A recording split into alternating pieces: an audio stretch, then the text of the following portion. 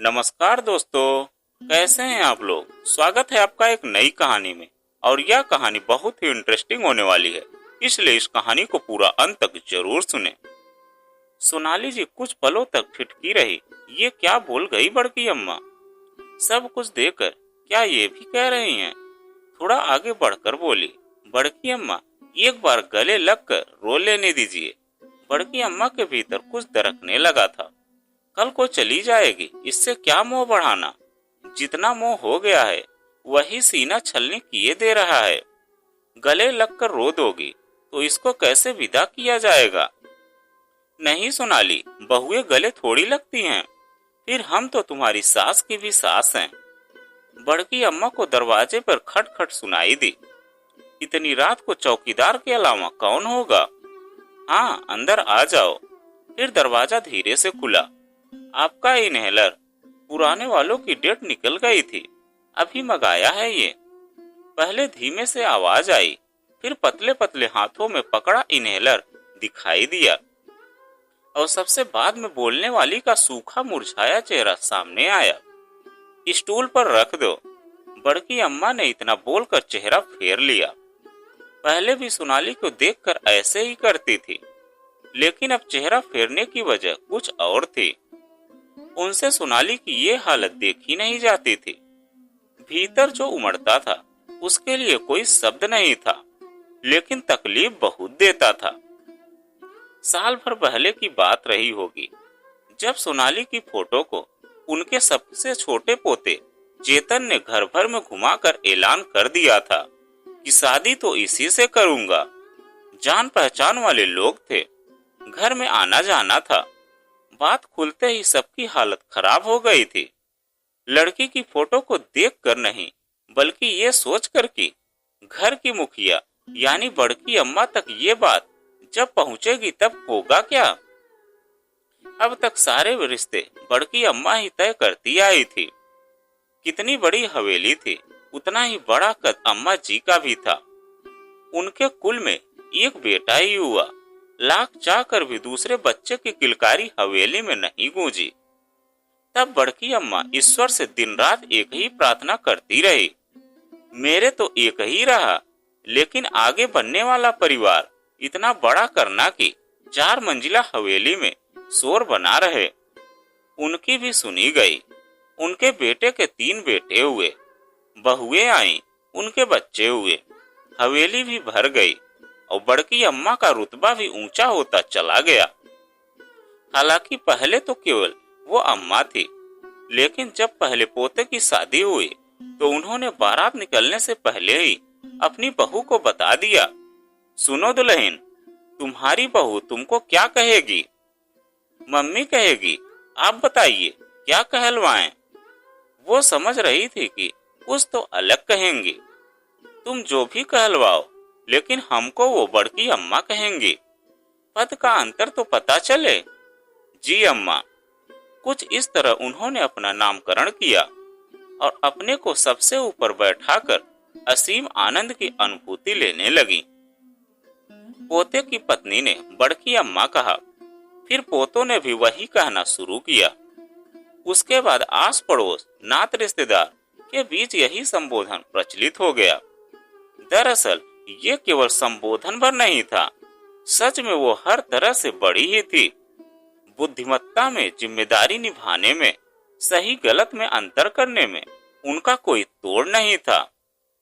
जब पति नहीं रहे तो व्यापार के हिसाब किताब भी उनके जिम्मे आ गए थे। वहां भी कभी कोई भूल चूक नहीं हुई उनसे। धीरे धीरे बेटे ने, फिर उसके बेटे ने व्यापार को संभाला और कई गुना तक बढ़ाया। उनकी ये जिम्मेदारी तो कम हुई, लेकिन तब भी घर परिवार के लिए वो एक बड़ा बरगद का पेड़ बनी रही और सब उनकी छाया में पलते रहे। सम्मान के साथ भी डर बना रहा, और डर था कि वो सब पर हावी था कि इस प्रेम विवाह की बात कैसे चलाई जाए। बड़की अम्मा ने फोटो देखकर एक ही सवाल पूछा था, कुछ किचकिच होगी तो हमारे पास तो नहीं आओगे ना। चेतन सबसे छोटा पोता था, सबसे ज्यादा दुलारा, तुरंत लिपट गया। आपके रहते किच किच होगी तो थोड़ी बड़की अम्मा। आप तो सबको साधे रखती हैं। बस उनको सुनाना ही था। शादी के लिए इधर हाँ हुई, उधर एक के बाद एक रस्में होती चली गई और महीने भर में सोनाली उनके पोते की बहू बनकर घर में आ गई। दादी, बेचारे ने घर में आते ही कितना बड़ा अपराध कर दिया था, वो खुद नहीं जानती थी। तुमको तुम्हारी सास ने या चेतन ने नहीं बताया कि हमको बड़ी की अम्मा कहा जाता है। बस यहीं से दूध में दही का जामन पड़ गया। सोनाली उनको हर बीतते दिन के साथ थोड़ी और खटकती गई। बड़की अम्मा को उसके मायके की गरीबी बहुत खटकती थी। उनको लगता था कि उस घर से इस घर का क्या जोड़ मेल था। सोनाली को टोकने का बड़की अम्मा कोई मौका नहीं छोड़ती थी। कभी तो भरे परिवार के बीच बैठी बैठी बोल देती, आजकल तो लड़कियां अपना दूल्हा चुन लेती हैं, पहले तो ब्याह के नाम से मर गिर जाती थी। कभी उसके यहाँ से फल मिठाई कपड़े आते तो उस ढेर की ओर देखती भी नहीं थी, उल्टा अपनी बहू को सुना देती। सोनाली के यहाँ से इतना खराब सामान आता है तब भी अकड़ी रहती है, टेढ़ा मुंह बनाए रहती है। बाकी बहुए को देखो कितनी हंसमुख है। हालांकि इस बात में थोड़ी सच्चाई भी थी। कारण चाहे जो भी हो, सोनाली के चेहरे पर मुस्कान देखना सचमुच बहुत दुर्लभ था। धीरे धीरे इस बात की वजह भी सामने आ गई। चेतन को शराब की लत ने धर दबोचा था। कभी कभी से शुरू हुआ ये नशा पहले हर रात में तब्दील हो गया। उसके बाद रात दिन का अंतर भी खत्म हो गया। बड़की अम्मा के डर से तो पहले ये बात उनके सामने नहीं लाई गई। फिर जब सामने आई तो उन्होंने अपने बेटे बहू को लताड़ा। बच्चे नहीं पाल रहे हो तुम दोनों, शहर वाली जमीन बेचकर कोई काम धंधा डालो, काम का बोझ बढ़ेगा तो खुद ही लाइन पर आ जाएगा। वो सुझाव अच्छा था, इस पर भी काम शुरू हुआ। लेकिन जिस रात वो जमीन बेचकर सब वापस आ रहे थे, वो इतनी काली होगी किसको पता नहीं था। कार का भयंकर एक्सीडेंट हुआ था। बाकी लोगों जो सो लगी। कार चलाता चेतन तो घटनास्थल से सीधे आईसीयू ही पहुंच चुका था। बड़की अम्मा ने मंदिर की चौखट पर सिर रख दिया था। न खाना न पीना, बस एक ही गुहार, मेरे चेतन को वापस भेजो भगवान। कुछ घंटों बाद चेतन वापस आ भी गया, लेकिन उस तरह नहीं जिस तरह वो चाहती थी। शोर मचाती हुई एम्बुलेंस के भीतर रखा मात्र शरीर आया था। चेतन तो बहुत दूर चला गया था। बड़की अम्मा ने भीतर की पूरी शक्ति इकट्ठा करके उस पल का सामना किया था और उस पल के बीतने के बाद वो खुद भी जैसे प्राणहीन हो गई थी। दिन हफ्ते महीने बीते, उनके भीतर एक एक दीवार ध्वस्त होती चली गई। दुनिया भर की बीमारियों ने उन्हें घेरा। कभी चश्मे का नंबर बढ़ जाता, कभी हाथ पर संतुलन खो देते। डॉक्टर इसको बढ़ती उम्र का नाम देकर पर्चे पर हर रंग की दवा लिख देते। बड़की अम्मा उनसे कह भी नहीं पाती कि जिस रंग की दवा उनको चाहिए वो तो आसमान में कहीं खो चुका है। वो दीन दुनिया से बेखबर हो चुकी थी और शायद ऐसी ही बनी भी रहती अगर उस दिन सोनाली उनसे वो सवाल न पूछ लेती। बड़की अम्मा, आपके बगल वाला कमरा खाली है, उसमें अपना सामान रख दूं? वो चिहुक उठी थी।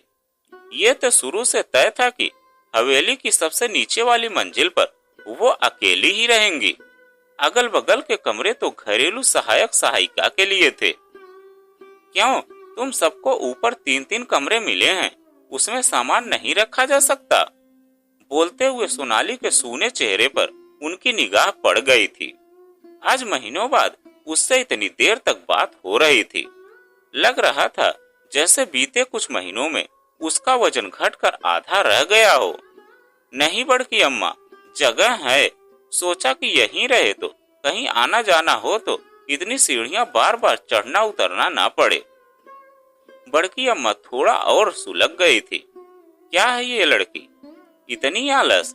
पहले वाली तेज रहती तो हड़ा कर उसको भगा देती। अब वो बात नहीं थी। कुछ सोच कर बोली, अभी जाओ, बाद में बताएंगे। उसके जाने के बाद बड़की अम्मा सोच में डूबी रही। हवेली के एक कोने में पड़े रात दिन रोते कितने महीने बीत गए।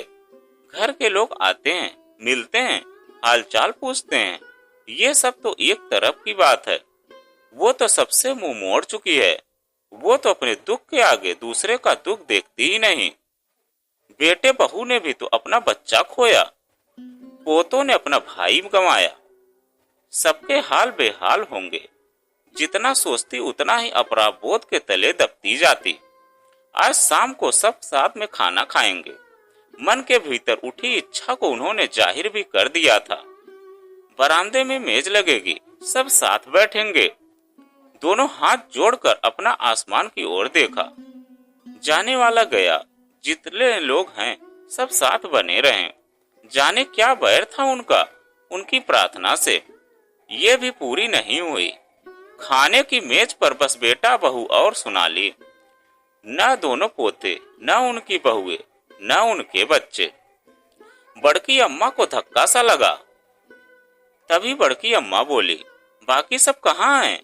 बेटे ने नजरें चुरा ली। अरे अम्मा, आप खाना खाओ। वो सब बिना टीवी देखे नहीं खाते तो नीचे आए नहीं। बड़की अम्मा से निवाला निकलते न बना। ये पूरे जीवन में पहली बार हुआ था। उनकी बात इस तरह नकार दी गई। धीरे धीरे सब समझ में आ रहा था। बरगद सिकुड़ कर डालियां बटोर ले तो गलती उसी की हुई ना। एक बार छांव की आदत छूटी तो फिर कोई नीचे बैठना नहीं चाहता। वो जितना इस बारे में सोचती उतना ही अपने को दोषी ठहराती। कितना कुछ बदल गया, और जितना बदला है वो तो पूरी तरह से अभी सामने भी नहीं आया है। 4-5 दिनों में बड़की अम्मा ने बहुत कुछ बदला। कमरे से बाहर निकलकर बरामदे में बैठना शुरू किया। आने जाने वालों को उन्होंने देखा, और आने जाने वालों ने घर की मुखिया को पहले की तरह चौकन्ना देखा।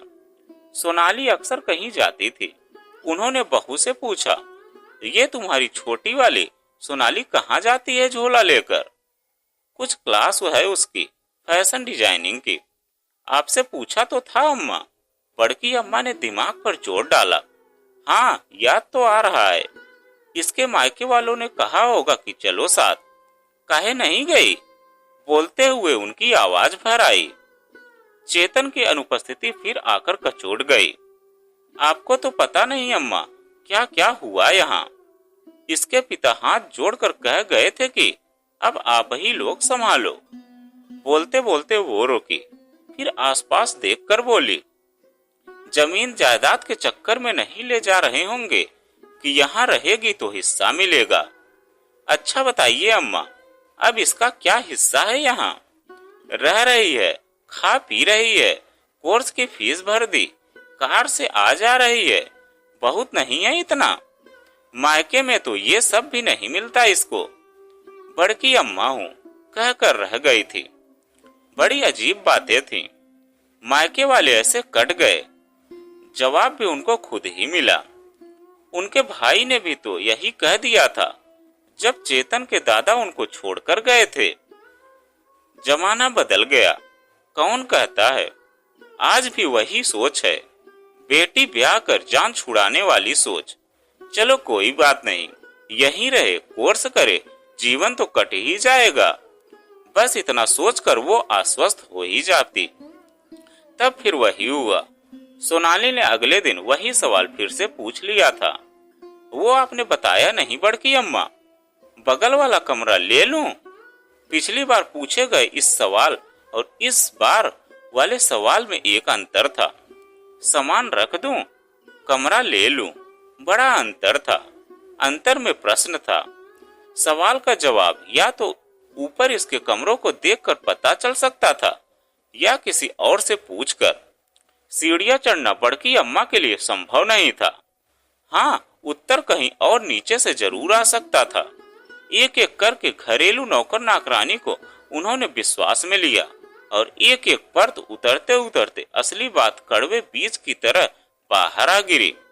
चेतन के जाने के बाद सोनाली की हालत एक अवांछित मेहमान जैसी हो चुकी थी। उसकी दोनों जेठानियां, सास ने उसकी जरूरत को अपनी सीमा में बांध दिया था। 3 कमरों में एक कमरा उसके लिए बहुत रहेगा। जितना काम उसके लिए ठीक रहेगा, उसके खर्चे, उसका रहन सहन, उसका बाहर आना जाना, घूमना फिरना, सब कुछ बाकी लोग तय कर रहे थे। उसके पास एक कमरा बचा है, उसमें भी बच्चों के खिलौने और किताबें भरी रहती हैं।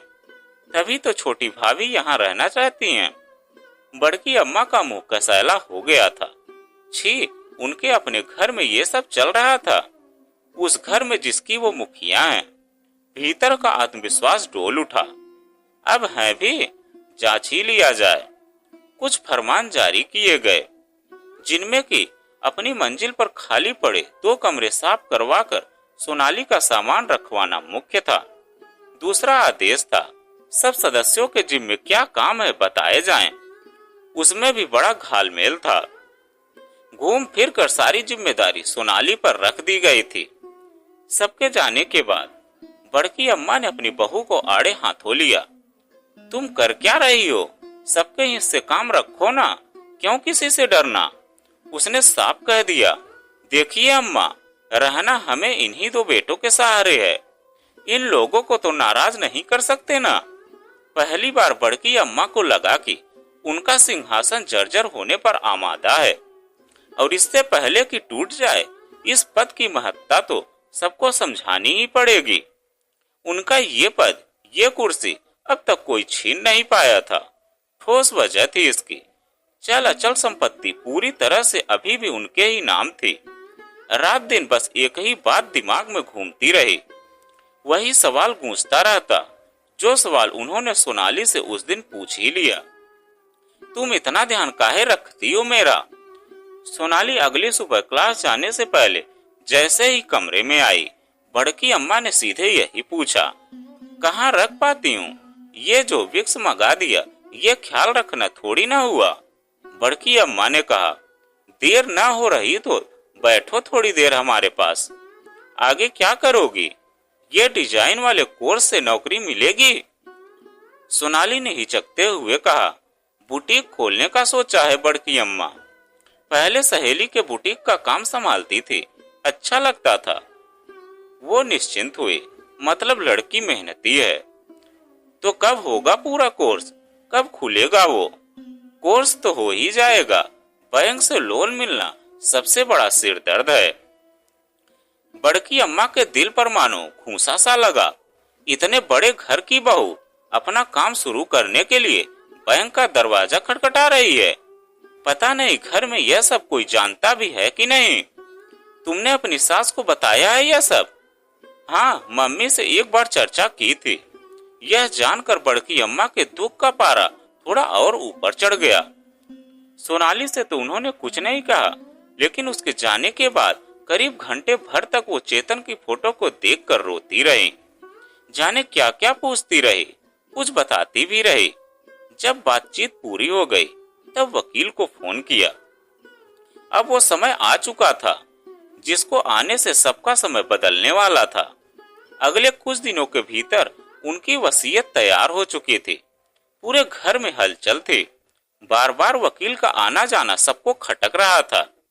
उससे भी ज्यादा खटक रहा था हर बात बड़की अम्मा का अकेले में उससे बात करना। एक शाम बहू ने आकर मन टटोला। क्यों अम्मा जी, कुछ कानूनी चक्कर हुआ है क्या? वकील साहब पिछले हफ्ते भी आए थे, परसों भी आए थे और कल भी। बड़की अम्मा तो जैसे इसी सवाल के इंतजार में थी। सोच रहे हैं अपने जीते जी सब कुछ सबके नाम कर जाएं। सबके नाम क्या, कुल एक बेटा है आपका। बड़की अम्मा ने 3 उंगलियां ऊपर उठा दी। और उसके तो 3 हैं। चेतन के लिए था जैसे शब्द उनसे बोलते न बना। गला भर आया था, फिर भी बोली, इतवार को वकील साहब आएंगे, सबको बुला लेना। सबके सामने वसीयत पढ़ी जाएगी। इससे पहले कभी किसी ने यह देखा सुना नहीं था। अपने जीवन काल में अपने रहते अपनी वसीयत पढ़कर सुनाना एक अलग ही बात थी। पूरा परिवार जुटा उस दिन। बड़की अम्मा को वो भी कम लगा। कुनबे के और लोग भी बुलाए गए। एक कोने में सोनाली भी खड़ी थी। वकील साहब ने पढ़ना शुरू किया। सबके चेहरे पर इत्मीनान था और थोड़ा आश्चर्य भी।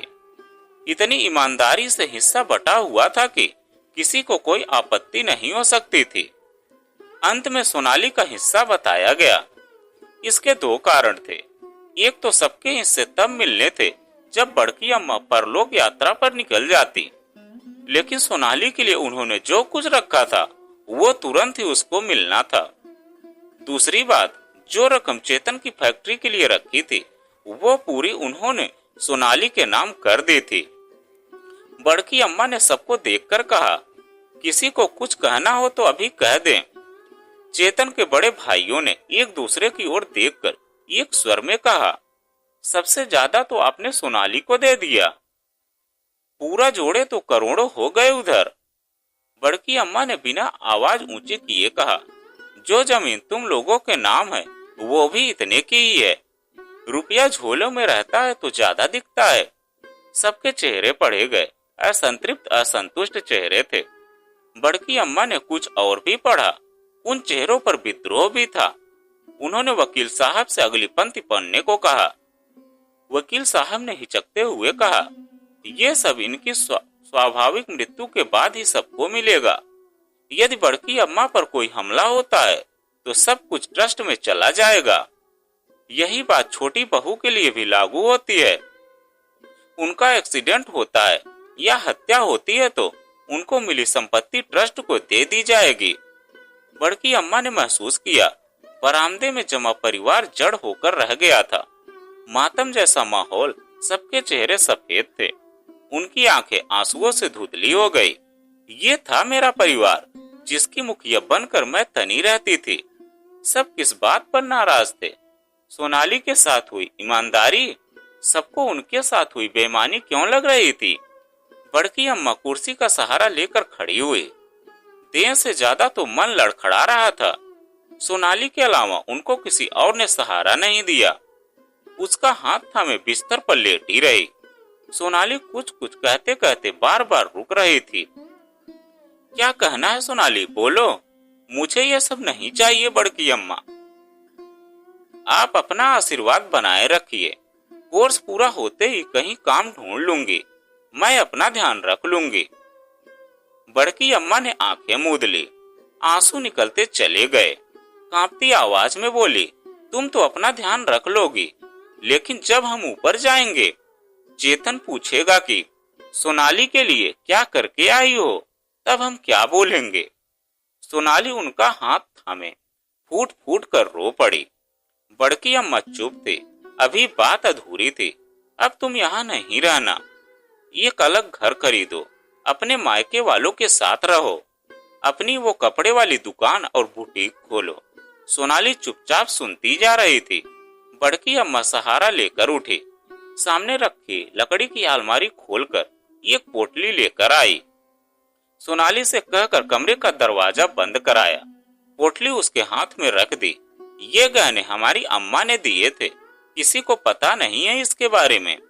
देखो, दो बातें याद रखना। बड़की अम्मा को कितना कुछ कितनी जल्दी बताना था। सोनाली, जो कुछ तुम्हारे नाम किया है वो सब अपने ही नाम रखना। भले ही रेशम की झोली हो, रुपया पैसा भीतर न हो तो किसी काम का नहीं। और बड़की अम्मा ने पोटली खोलकर गहनों पर ऐसे हाथ फिराया जैसे अपनी अम्मा का स्पर्श महसूस कर रही हो। और दूसरी बात, कोई अच्छा लड़का देखना, इन गहनों को पहनकर एक बार फिर मंडप में बैठना। चेतन वहां से देखता होगा, ऐसा सूना चेहरा उसको अच्छा थोड़ी लगता होगा। सोनाली कुछ पलों तक आश्चर्य में रही। ये क्या बोल गई बड़की अम्मा? सब कुछ देखकर अब ये कह रही हैं। थोड़ा आगे बढ़कर बोली, बड़की अम्मा, एक बार गले लगकर रो लेने दीजिए। बड़की अम्मा के भीतर कुछ दरकने लगा था। कल को चली जाएगी, क्या इससे मोह बढ़ाना? जितना मोह हो गया है वही सीना छलनी किए दे रहा है। गले लगकर रो दोगी तो इसको कैसे विदा किया जाएगा? नहीं सोनाली, बहुएं गले थोड़ी लगती हैं। फिर हम तो तुम्हारी सास की भी सास हैं। इतना कहकर वो करवट बदल कर लेट गई। रुलाई रोके रही। सोनाली ने भी जिद नहीं की। बड़की अम्मा इतनी ऊंचाई पर जाकर विराजमान हो गई थी कि उनकी अब बस पूजा ही की जा सकती थी। सोनाली उनकी चरण के धूल को माथे पर लगाकर कमरे से बाहर निकल गई थी और वह फिर अम्मा के कहे अनुसार अपने मायके चली गई। तो दोस्तों, यह कहानी आपको कैसी लगी कमेंट में लिखकर जरूर बताइएगा। अगर आप हमारे चैनल पर नए हैं तो प्लीज चैनल को सब्सक्राइब कीजिएगा और वीडियो को एक लाइक कीजिएगा।